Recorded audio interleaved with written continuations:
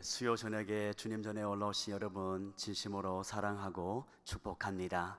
우리 좌우 앞뒤에 계신 분들과 한번 인사 나눠볼까요? 사랑합니다. 축복합니다. 지난 주일날 교회 어떤 권사님께서 저를 보시더니 목사님 보조개가 참으로 예쁘고 귀엽습니다 하시더라고요. 그래서 제가 오후 시간에 바울 청년회에서 바로 그것을 이제 적용했습니다. 우리 보모교회 117년 역사 가운데 제가 자부하건대 가장 아담하고 예쁘고 귀엽습니다. 물론 목사님들 가운데 있습니다. 수요일 저녁에 고단함에도 불구하고 또한 예배 자리에 나오신 여러분께 하나님이 예배 놓으신 풍성한 은혜가 함께하기를 진심으로 예수님의 이름으로 축복합니다.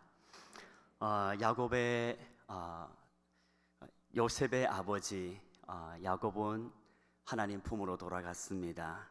그 상황 속에서 야곱의 아들들 요셉의 형들은 불안해합니다. 아버지의 장례를 치르고 나서 형들은 서로 의논합니다. 혹여 요셉이 마음을 바꾸어 아버지가 계실 때에는 아버지로 인하여서 그래도 우리를 이렇게 선대하였는데 아버지가 돌아간 후로는 혹시 예전에 우리가 지은 죄로 말미암아 우리에게 안갚음을 하지 않을까. 그래서 그들은 같이 모여서 의논하고 아버지의 거짓 유언을 만들어냅니다. 요셉에게 찾아갑니다. 아버지 생전에 우리한테 이런 이야기를 했다고. 혹여 내가 돌아간 후에 형들을 이제 용서하라고. 그래서 요셉은 그 이야기를 듣고 형들이 불안하는 마음과 두려움과 떨림을 알아차리고 요셉은 웁니다. 왜냐하면 요셉의 마음에는 이미 형들을 용서하였고 형들이 더 이상 그 예전의 과거로 인하여 두려워하거나 불안해하거나 더 이상 과거에 매이지 않기를 원하였던 것이죠. 형들이 왜 이렇게 불안하고 두려워할까요? 세 가지를 고민해 보았습니다. 첫 번째, 그들은 오랜 전에 요셉이 17살 되었을 쯤에 요셉을 팔아버린 것, 실제로 그들은 행위로 죄를 지었습니다.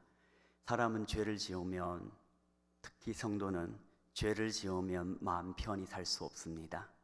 그 죄가 해결되기까지 우리의 양심도 우리를 이렇게 추궁하지만 하나님의 성령은 계속 우리 안에서 근심합니다. 때문에 우리는 죄를 품고 살 수 없습니다.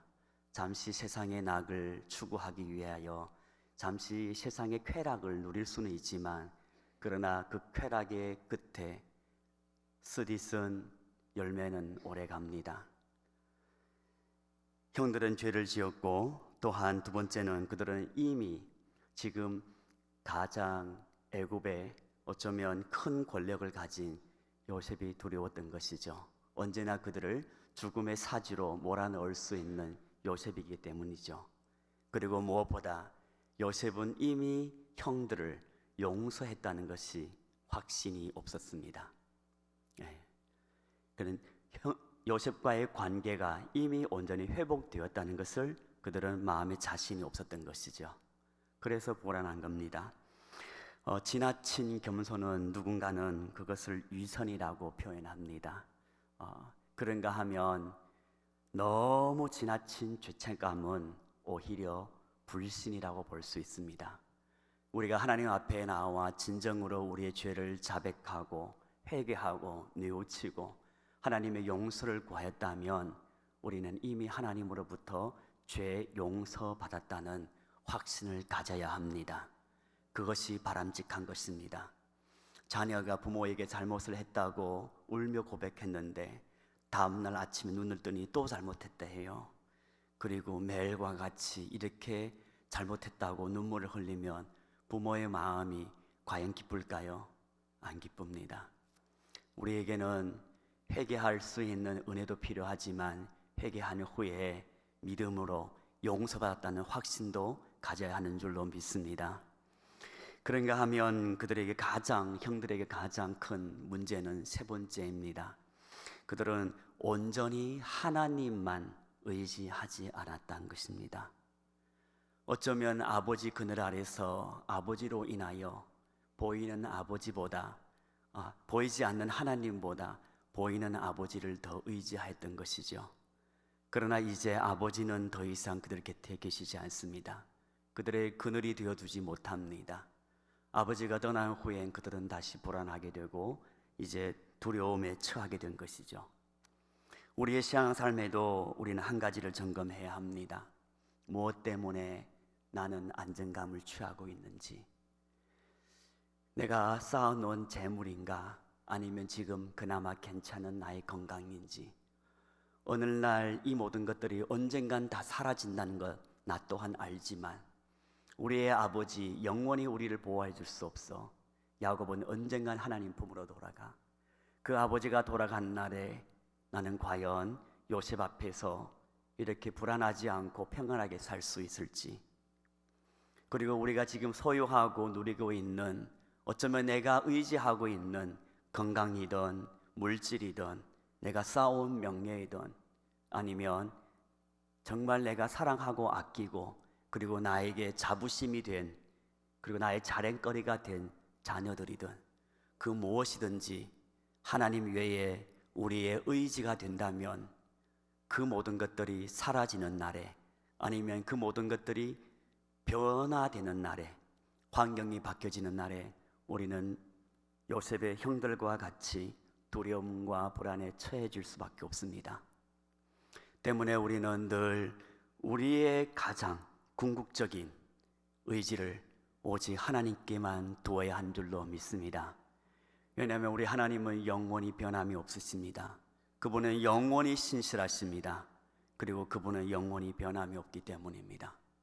그분만 우리의 영원한 반석이요 우리의 구원자이신 줄로 믿습니다. 그리고 그 하나님이 진정 우리의 하나님이 되었을 때에 우리는 모든 상황 속에서 참된 안식과 평안을 누릴 수 있는 줄로 믿습니다. 물론 우리가 지금 가지고 있는 돈이든 건강이든 자녀든 우리의 직업이든 이 모든 것들은 그 자체는 문제가 되지 않습니다. 죄라고 말할 수 없습니다.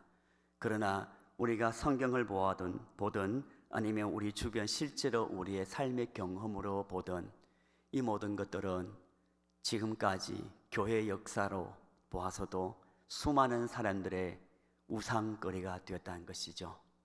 그것이 때로는 선함임에도 불구하고 우리의 마음에 하나님보다 더 큰 비중을 차지하였을 때 그것은 우상으로 우리를 오히려 사로잡고 말게 되는 것이죠.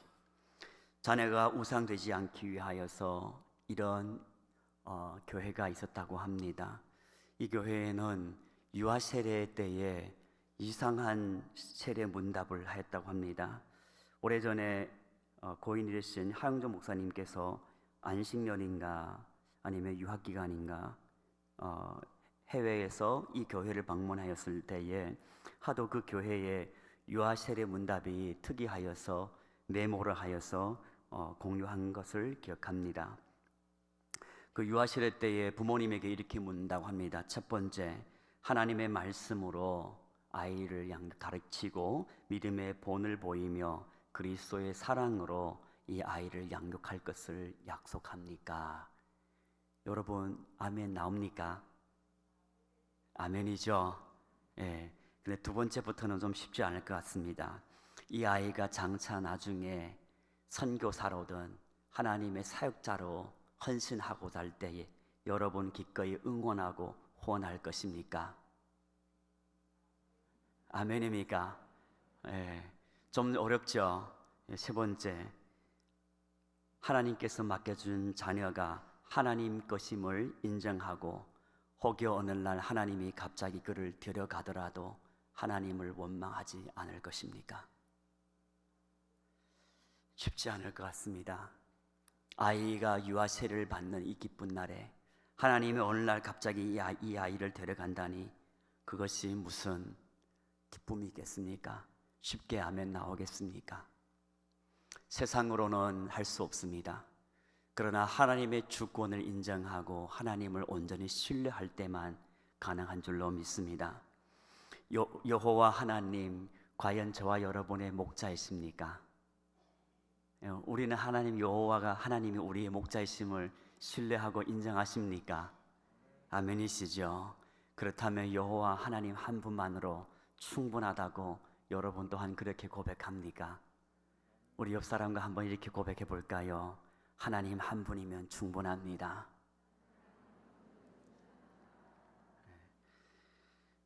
우리가 정말 우리의 삶 속에 이 고백이 주님 오시는 그날까지 변하지 않기를 예수님의 이름으로 축원을 드립니다.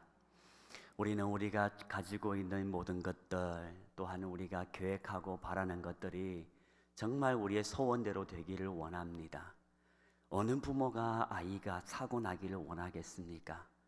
어느 부모가 자신의 자녀가 앞날에 어려움을 당하기를 원하겠습니까? 아무도 없습니다.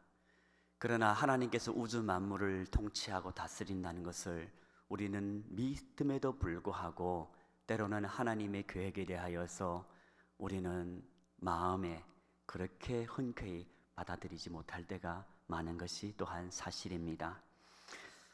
사라진 것뿐만 아니라 변화에 대해서도 우리는 자주 불안하지요. 내 마음대로 안 되는 것, 그리고 특별히 사춘기 아이가 있었다면 아니면 겪고 있다면 지금 우리 자녀들 가운데 사춘기의 자녀들이 있다면 분명히 부모님들은 경험해 보셨을 겁니다. 내 마음대로 되던가요? 잘 안 되죠. 때문에 부모님들은 불안합니다. 걱정합니다. 왜냐하면 부모님들이 원하는 바가 있고 아이들이 원하는 바가 있기 때문입니다. 이들은 충돌됩니다. 사춘기 때. 제가 아는 어느 이제 집사님께서 말씀하시기를 그래도 갱년기와 사춘기가 부딪히면 갱년기가 이기더라고요. 왜냐하면 아이들은 아직 그만큼 힘이 없습니다. 그러나 지금 억지로 짓누르면 나중에 힘이 생길 때는 반드시 반항합니다. 아이들도 자기 마음대로 살고자 합니다. 부모님들도 힘만 된다면 무엇인가를 조정하고자 합니다. 이것은 우리 사람의 기본적인 욕구입니다. 내 계획대로 돼야 되고 내가 움직여야 되고 그리고 내 뜻에 어긋날 때 나는 불안합니다. 소극적인 사람은 불안하고 힘이 없으면 불안하지만 힘이 있는 사람은 거기에 대해서 화를 내고 상대방을 응징할 수도 있죠. 그래서 부모님들이 늘 꺼내는 카드, 말 안 들으면 뭐예요? 게임 시간을 줄인다든지 용돈을 줄인다든지 그렇게 억지로라도 아이들을 이제 끌고 가려는 것이죠. 우리의 삶에도 이렇게 내가 붙들고 내가 잡아야만 마음이 편하고 내 뜻대로 되어야만 평안하는 경향이 있습니다. 요셉의 형들은 그동안 하나님보다 아버지를 의지하였습니다. 아버지가 돌아간 후 그들은 불안에 처하고 만약에 우리의 삶 속에서 또한 우리 주변에 정말 내 뜻대로 안 될 때 과연 우리는 평안함을 그래도 유지할 수 있을까요? 어느 성도님이 어느 날 신앙생활을 잘 안 하다가 어느 날 이제 밤길을 자전거 타다가 낭떠러지에 떨어졌다고 합니다. 물론 지어낸 이야기 같습니다. 떨어진 후에 그는 우연히 손을 뻗었는데 나무를 잡았다고 합니다. 나무 가지를 기어코 잡고 난 후에야 한숨을 안도했는데 보니까 이제 두 발이 땅에 닿지 않는 거예요. 큰일 났다. 평소에 좀 운동했으면 어떻게든 철봉이라도 매달렸으면 올라갔는데 올라갈 수 없는 거예요. 안간 힘을 써도. 손을 넣으면 밑에는 벼락이라서 떨어지면 그냥 죽을 것만 같아서 있는 힘을 다해서 소리를 질렀답니다. 누가 없냐고, 살려달라고. 아무리 소리 질러도 응답이 없습니다. 낙심한 그쯤에 갑자기 어릴 적에 기도하였고 그리고 엄마 손잡고 교회 갔던 기억이 나서 하나님께 기도했답니다. 하나님 살려주세요, 살려주세요 했더니 세밀한 음성이 들리더니 손을 놓으라는 거예요. 설마 이거는 아니야. 하나님 살려주세요, 살려주세요. 그리고 또 소리를 질러서 살려주세요 했는데 그래도 들려오는 음성이 손을 놓아라는 겁니다. 아무리 생각해봐도 이거는 아니야. 그래서 다시 있는 힘을 다해서 거기 위에 다른 사람 없어 라고 소리를 질렀다 합니다. 아무도 없습니다. 3분, 5분, 10분 지난 뒤에 힘에 이제 더 이상 견디지 못해 손 힘이 풀려서 떨어졌는데 떨어지고 보니 땅과 불과 그냥 30cm의 높이였다고 합니다. 이럴 줄 알았으면 얼른 손을 놓았을 걸 후회했지만 목숨을 건졌습니다. 우리 신앙의 삶에도 이런 경우가 얼마나 많은가요? 하나님을 믿는다고 하면서 정말 내 손으로 끝까지 붙잡고 정말 하나님 앞에 내려놓아야 한다는 것을 알면서도 내려놓지 못함으로 늘 불안과 그리고 떨림, 두려움 속에 살아가는 우리의 현실, 만약에 혹여 우리 삶 속에 있다면 이 저녁에 믿음으로 하나님 앞에 온전히 내려놓는 저와 여러분 되기를 예수님의 이름으로 축원드립니다. 우리가 정말 의지해야 할 것은 보이는 아버지 야곱의 그늘이 아니라 보이지 않는 하나님의 능하신 손과 그분의 신실하심인 줄로 믿습니다. 저희가 한 증을 잠깐 드린다면 중국에서 목회할 때에 저희 교회는 가정교회였어요. 가정교회와 삼자교회를 여러분 아마 들어보셨을 겁니다. 중국에 있는 교회를 크게 나눈다면 가정교회, 삼자교회로 나눌 수 있습니다. 삼자교회는 정부의 허락을 받고 공식적으로 간판을 걸고 이제 예배를 드릴 수 있는 교회입니다. 그리고 가정교회는 말 그대로 가정에서 아니면 작은 이제 오피스텔 이런 데서 예배를 드립니다. 정부의 허락이 없습니다.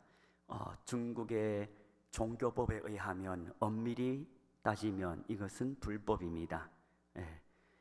때문에 늘 가정교회는 핍박을 받아왔습니다.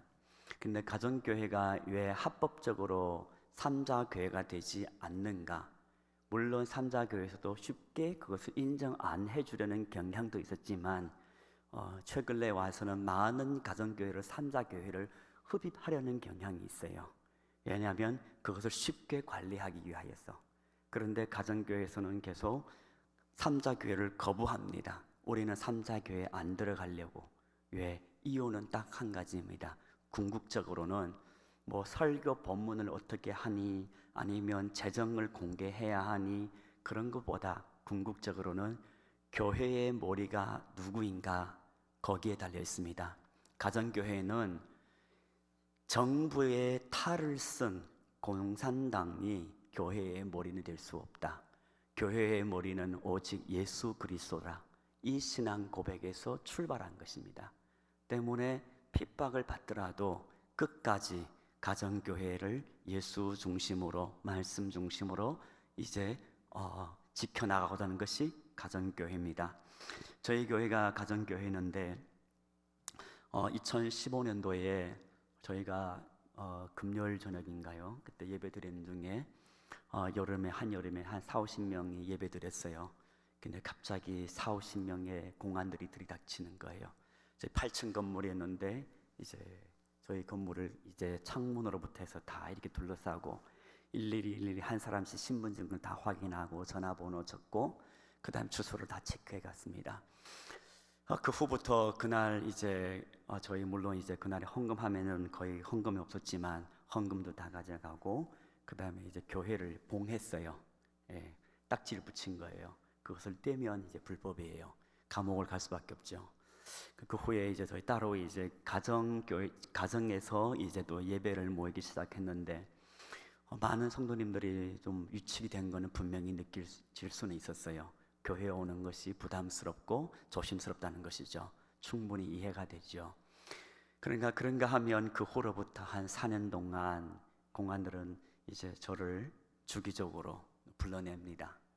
말로는 그냥 이야기하자, 차를 마시자 하지만 사실은 교회의 최근의 동태 상황을 확인하고 계속해서 압력을 주는 것이죠. 이것 하지 말라, 저것 하지 말라, 어디 갔다 온 거 안다, 누구를 초청하지 말라, 어떤 집회, 어떤 연합 모임 하지 말라.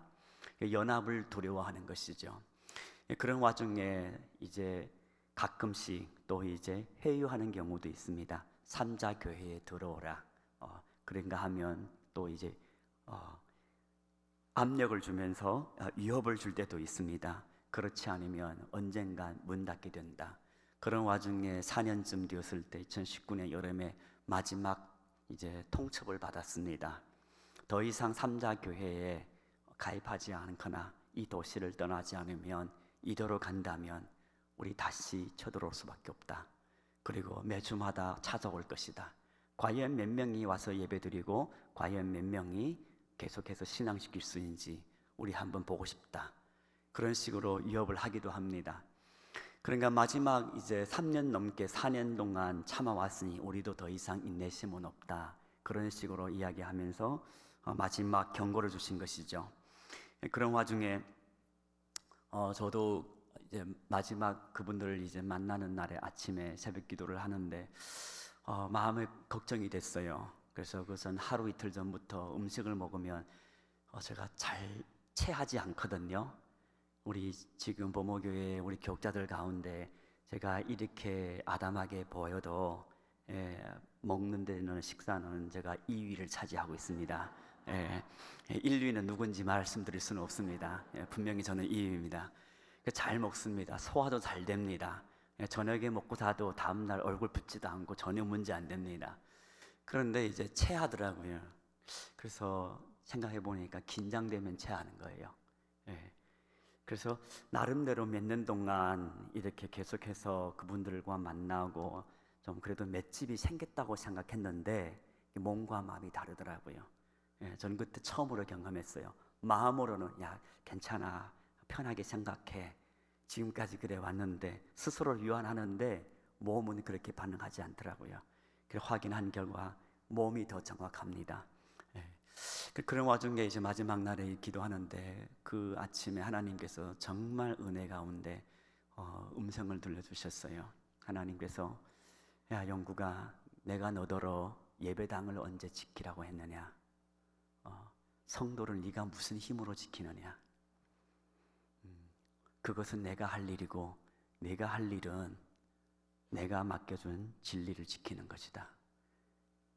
그 말씀이 다가오는 순간 물론 육신의 귀로 들은 것이 아닙니다. 마음으로 하나님의 음성이 들린 겁니다. 그 마음에 하나님의 음성이 들리는 후로부터 정말 하늘로 온 평화, 그렇게 평안할 수 없습니다. 그 무거운 것들이 순간 다 내려가고 홀가분하고 마음에 담대함이 생기고 확신이 생겼습니다. 그리고 그분들을 만났어요. 그대로 이야기했습니다. 여러분 호의는 충분히 감사하지만 나 또한 내가 지금 믿는 하나님 나에게 주신 지금의 이 마음 신앙심에 따라 이대로 지킬 수밖에 없다고. 여러분도 그러니까 이제 기꺼이 여러분의 사명은 여러분의 직책은 나 같은 사람 우리 같은 교회를 단속했다면 기꺼이 단속하라고 그렇게 좋게 이야기하고 끝났는데 어떻게 됐을까요? 불과 얼마 지나지 않아 드디어 그날이 다가와 단속이 되었습니다. 그리고 이제 집주인한테 이제 압력을 줘서 우리에게 더 이상 세도 안 준다. 그렇게 되었어요. 물론 그 후에도 여러 과정들이 있었지만 그러나 저는 분명히 그 불안과 두려움 속에서 저에게도 갈등이 있었다는 것을 발견했던 것이죠.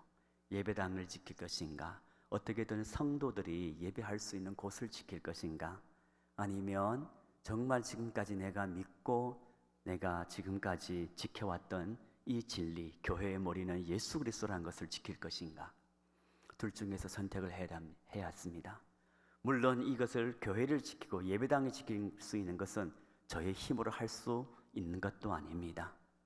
그러나 분명히 하나님의 인재가 있을 때, 하나님의 말씀이 있을 때 제 안에는 평안이 있었다는 것이죠. 확신이 있었다는 것입니다. 우리는 환경을 때로는 바꿀 수 없습니다. 하나님은 영역입니다. 하나님께서 통치하고 하나님께서 다스려 가십니다. 우리가 할 수 있는 것은 그 자리에서 하나님을 붙드는 것인 줄로 믿습니다. 우리의 삶 속에 여러 가지 환경들이 다 다를 것입니다. 그러나 정말 우리가 붙잡아야 할 것은 이 세상에서 온전하지 못하는 것이 아니라 영원하며 변함이 없으시며 온전한 하나님을 붙잡아야 하는 줄로 믿습니다. 다시 한번 옆 사람과 이렇게 고백해 볼까요? 예수님 한 분이면 충분합니다.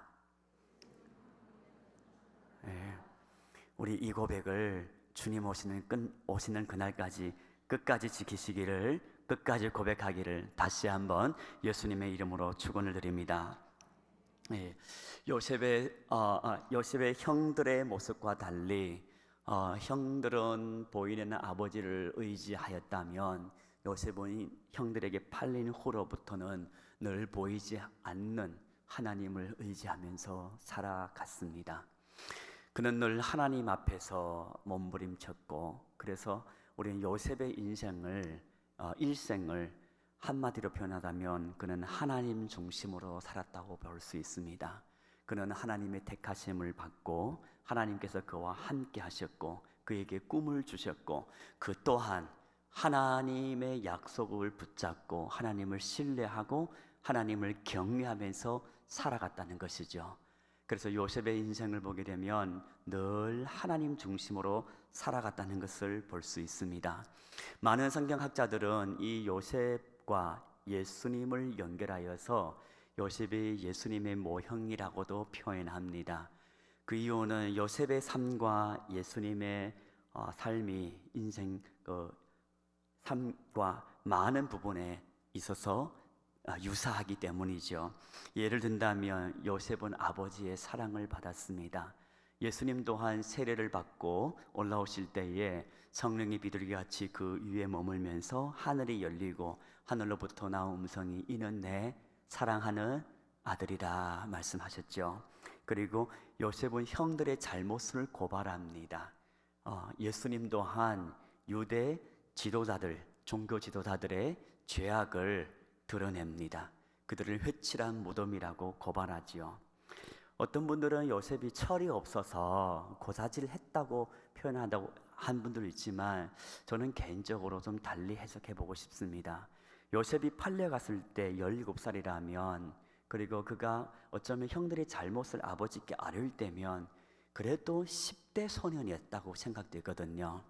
그리고 요셉이 보디발 집에서든 애굽의 총리가 되어서든 아니면 감옥에 있어든 그는 물론 하나님의 그에게 특별한 은혜를 주셔서 꿈을 해석할 수 있는 은혜를 주신 것도 있지만, 그 또한 분명한 것은 하나님의 보편적인 은총 가운데 그는 아주 살이 분별하고 능력이 탁월한 자였습니다. 지혜로운 자였습니다. 때문에 보디발의 집도 다스릴 수 있고 애굽의 총리가 되어서 온 나라를 다스릴 수 있었던 것입니다.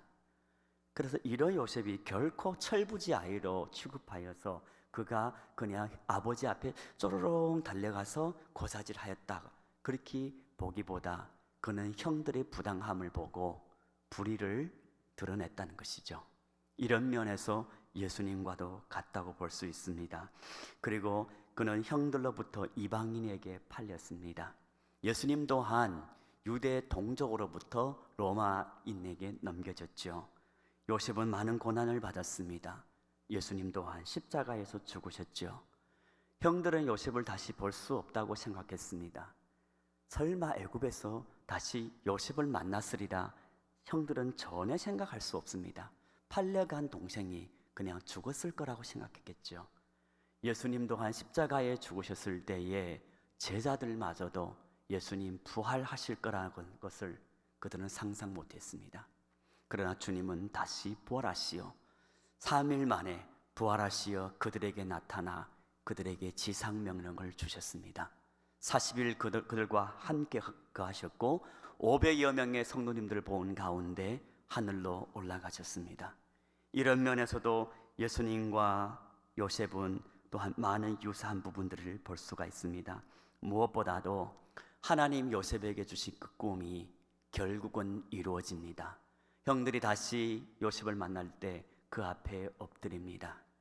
하나님께서 예수 그리스도를 통하여 이루고시고자 하는 그 일, 십자가에서 죽시고 부활하시고 승천하시어 만왕의 왕이 되시고 만인의 구주가 되셨습니다. 이것은 하나님께서 행하신 일입니다. 요셉과 예수님, 이렇게 많은 유산 가운데에 우리는 요셉 오늘 본문에서도 그는 하나님 중심으로 살아왔다는 것을 볼 수가 있는데요, 불안하고 두려운 가운데 있는 형들을 보고 그는 웁니다. 그리고 19절 말씀에 두려워 마소서, 형들을 위로합니다. 내가 하나님을 대신하리이까. 내가 하나님을 대신할 수 없다는 것입니다. 나와 하나님 사이에 분명히 내가 애굽의 총리가 되었음에도 불구하고 나에게 어쩌면 형들을 처형해 죽일 수 있는 권한이 있음에도 불구하고 심판은 철저히 하나님께 있다는 것을 그는 고백하는 것입니다.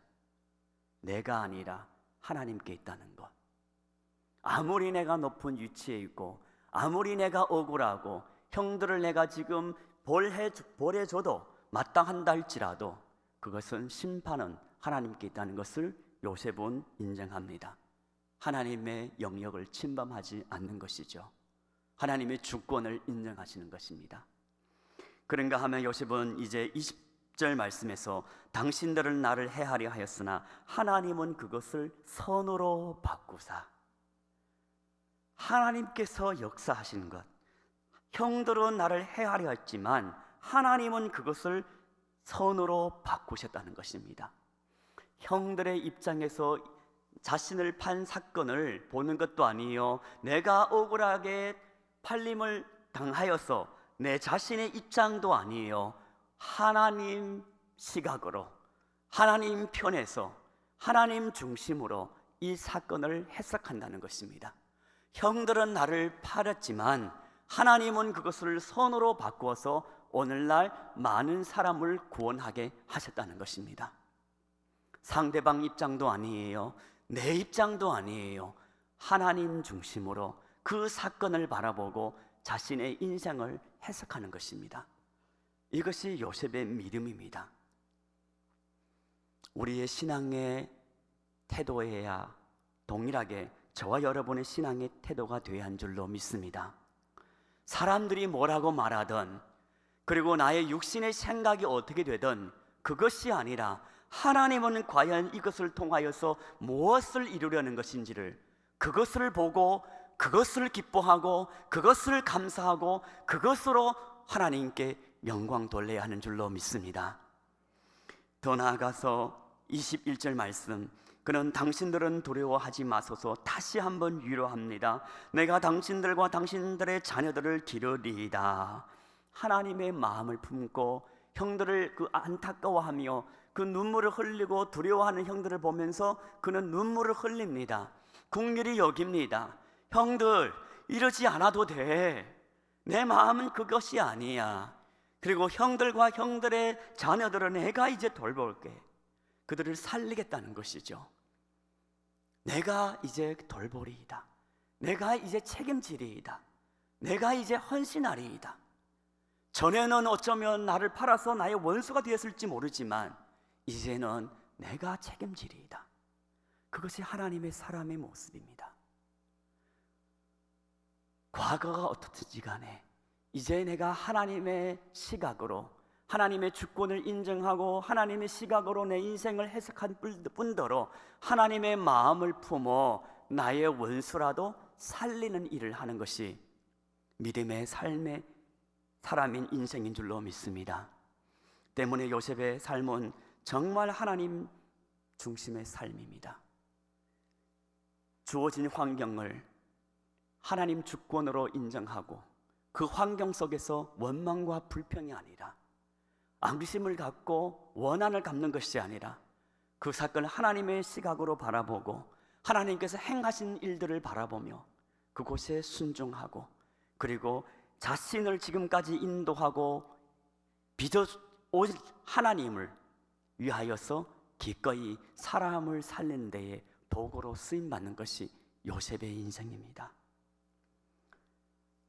원망하는 이스라엘 백성과 출애굽 이스라엘 백성과 달리 출애굽 이스라엘 백성들은 노예로부터 지금 자유를 얻어서 자유민으로 광야를 행해 나갑니다.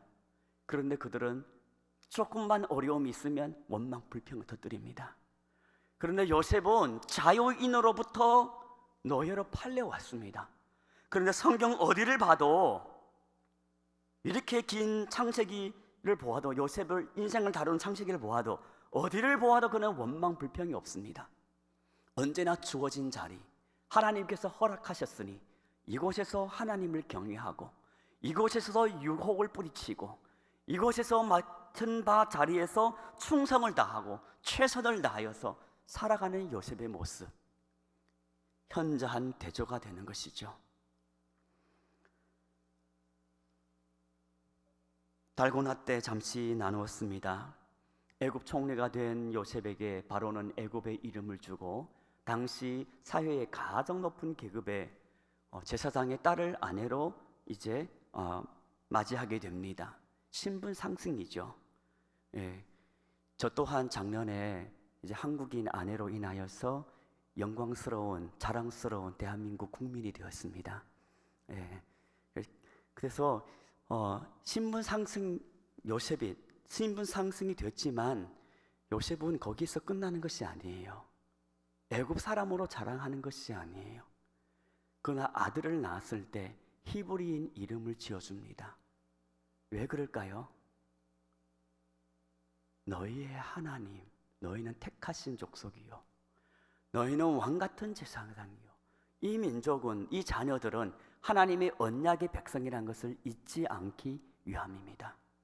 그리고 요셉의 마지막, 오늘 본문을 읽지는 않지만 후반부에 그가 인생의 마지막 유언 남긴 것은 다름이 아닙니다. 자신의 해골을 어디로? 가나안 땅으로 메고 올라가라고 유언을 남깁니다. 그는 이 땅에 발붙여 살지만 늘 하나님의 언약한, 아브라함과의 그 횃불 언약을 하신 하나님을 기억하고 그 하나님을 경외하고 하나님의 언약을 붙잡고 가나안 땅을 바라보며 살았다는 것이죠. 요셉의 인생입니다. 또한 예수님의 인생입니다. 지극히 높은 보좌에서 성육신 되어 이 땅에 오셔서 십자가에서 처절한 죽음을 당하시고 그 수욕과 그 모든 모욕과 수치를 당하고 십자가에 죽으시고 부활하시어 우리로 하나님과의 화목하게 하여 우리를 살리시고 우리로 하나님의 사람으로 살 수 있기 위하여서 예수 그리스도께서 오신 것이죠. 우리 부모교회 하나님의 때가 되어 40일 캠페인을 예비해 주셨습니다. 우리는 하나님의 부르심을 받은 백성으로, 또한 보냄받은 예수 그리스도의 제자로 6가지 주제를 통하여서 결국 이 시대에 정말 하나밖에 없는 범어교회를 온전히 세우고자 이 캠페인을 진행합니다. 범어교회에는 하나밖에 없습니다. 그리고 2023년의 범어교회에는 하나밖에 없습니다. 117년 전에 하나님께서 이 땅에 범어교회를 세우셨을 때에 하나님께서는 분명한 하나님의 섭리가 있는 줄로 믿습니다. 2022년에 하나님의 뜻이 있고 2023년에 하나님께서 이 범어교회에서 이 땅 가운데 이루고자 하는 하나님의 섭리가 있는 줄로 믿습니다. 우리는 이 길을 가보지 않았어요.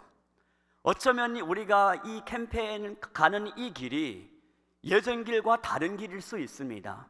요셉이 한 번도 가보지 않는 애굽으로 노예로 팔려가는 길일 수도 있습니다. 수많은 고난이 우리 앞에 놓여일 수도 있습니다. 어쩌면 또한 출애굽 이스라엘 백성처럼 정말 약속의 가나안 땅으로 가야지만, 그러나 40년 광야 길을 반드시 또한 지나야 하는 광야의 길일 수도 있습니다. 우리는 이 길을 걸어보지 못하였습니다. 그러나 우리에게는 약속이 있습니다.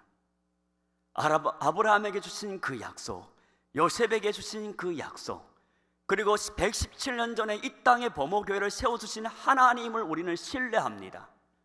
때문에 이 길에 하나님이 함께 하신다면 이 길에 우리는 반드시 하나님을 경험하고 하나님을 영화롭게 하실 줄로 믿습니다.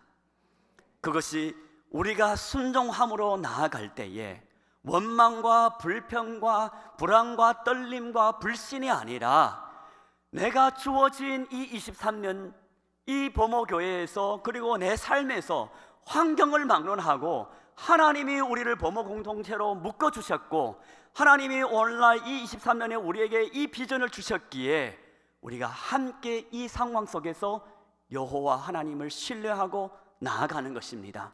그리고 주어진 그 자리에서 요셉과 같이 보디발의 집에서든 감옥에서든 아니면 총리의 자리에서든 어디든 상관없이 내가 있는 그 자리에서 예배자로, 훈련자로, 전도자로, 치유자로, 화해자로, 소명자로 살아가는 것입니다. 하나님만 한 분만 경외하고 하나님 중심으로 다시 우리의 본질로 돌아가서 이 세상에 있는 정말 짧고도 사라지는 이 세상의 것을 의지하는 것이 아니라 영원히 변함이 없는 하나님 한 분만으로 만족하고 그 한 분만 섬기고, 그리하여서 이 40일 캠페인, 어쩌면 또한 40일 고난의 시간일 수도 있습니다. 40일 동안 우리가 철저하게 훈련을 해야 하기 때문에 육신의 몸이 피곤할 수도 있습니다. 그러나 40일 동안 하나님과 함께함으로 말미암아 이 40일 통과한 후에는 정금같이 나오는 우리 범호교회가 되기를 진심으로 이 말씀을 증거케 하시는 예수님의 이름으로 축원을 드립니다. 이 시간 우리가 잠깐 함께 기도하기를 소망합니다. 하나님, 내 안에 나로 하여금 불안하게 하는 모든 것을 내려놓기를 원합니다. 그것이 우상이 되지 않기를 소망합니다. 예수님 한 분만으로, 하나님 한 분만으로 만족하기를 소망합니다. 그리고 하나님 중심으로 내 인생을 해석하고 2023년을 해석하고 이 생캠을 통한 후에 나 또한 우리 범호교회가 진정으로 나는 범호교회입니다, 정금같이 나오는 범호교회가 되게 해달라고 우리가 마음을 모아 이 시간 주님의 이름 한번 크게 부르짖고 기도하겠습니다. 아버지 주여, 아버지 하나님, 이 시간 우리가 우리의 마음을 모아 주님 앞에 기도하기를 소망합니다. 우리 안에 정말 지금까지 내가 의지했던 건 하나님이여 나의 힘이 아니요, 나의 스펙이 아니요, 하나님이여 내가 가지고 있는 모든 것들이 아니요, 정말 나로 불안하게 하는 그 모든 것들 예수 그리스도 앞에 온전히 내려놓고 주님께서 말씀하신 것처럼 수고하고 무거운 짐진 자 내게로 오라, 내가 너희를 쉬게 하리라. 오직 하나님 한 분만으로 만족하고 여호와 하나님만 나의 목자심을 고백하고 하나님 앞에 나와 하나님만 붙드는 하나님 우리 모든 범호 공동체가 되게 도와주시옵소서. 그리고 하나님, 더 이상 내 개인의 생각과 이 세상의 가치관과 사람들의 가치관으로 인하여서 사건 또한 내 인생 또한 모든 환경을 평판하는 것이 아니라 오직 하나님 마음 중심으로, 하나님 중심으로 내 인생을 해석하고 내 인생의 모든 순간을 해석할 수 있는 우리 모든 범호 공동체가 되게 도와주시옵소서. 23년 우리에게 40일 캠페인을 허락해 주신 은혜에 감사를 드립니다. 하나님, 이 40일 동안 우리가 정말 하나의 미랄이 되어서 하나님 우리에게 주신 그 자리에서 우리가 예배자로, 훈련자로, 우리가 전도자로, 치유자로, 화해자로, 소명자로 정말 하나님의 미랄이 되어 써질 때에 정말 하나님께서 우리를 통하여서 우리 주변 사회가 변하고 우리 교회가 새롭게 태어나고 정말 하나님의 몸된 교회가 이 땅에서 빛과 소금으로 하나님께 영광 돌리는 은혜를 허락하여 주시옵소서. 예수님의 이름으로 기도드리옵나이다.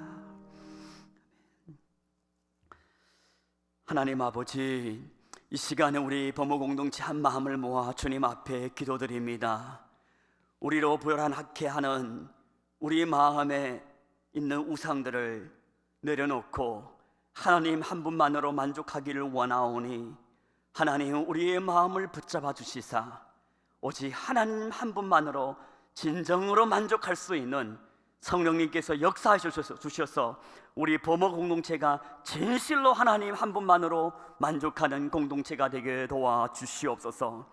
그리고 정말 더 이상 내 중심으로 내 인생을 해석하고 사건들을 해석하는 것이 아니라 하나님 중심으로 나에게 주어진 환경에, 나에게 주어진 오늘날, 그리고 나에게 주어진 현실에서 하나님 중심으로 해석하고 충성을 다하여 하나님께 영광 돌리는 우리 모두들 다 되게 도와주시옵소서. 40일 캠페인을 우리에게 허락해 주신 은혜에 진심으로 감사를 드립니다. 우리를 캠페인 앞으로 인도해 주신 하나님, 우리가 캠페인을 통하여서 진정으로 예배자가 되고 하나님 앞에 훈련자가 되고 소명자가 되고 화해자가 되고 치유자가 되고 소명자가 될 수 있도록 하나님 우리를 빚어 주시옵소서. 40일 가운데 우리가 진정으로 하나님의 밀알이 되어서 하나님이 원하시는 형상으로 우리가 빚어지고 또한 하나님 앞에 쓰임받을 수 있도록 하나님 우리를 축복하여 주시옵소서. 그리하여서 우리 보모교회가 정금같이 나와 이 대구 땅의 이 수성구 지역에 하나님의 이름을 영화롭게 하는 빛과 소금의 교회가 되게 도와주시옵소서. 예수님의 이름으로 기도드리옵나이다. 아멘. 찬송 212장 찬양을 우리 다 같이 일어나셔서 찬양을 드리겠습니다.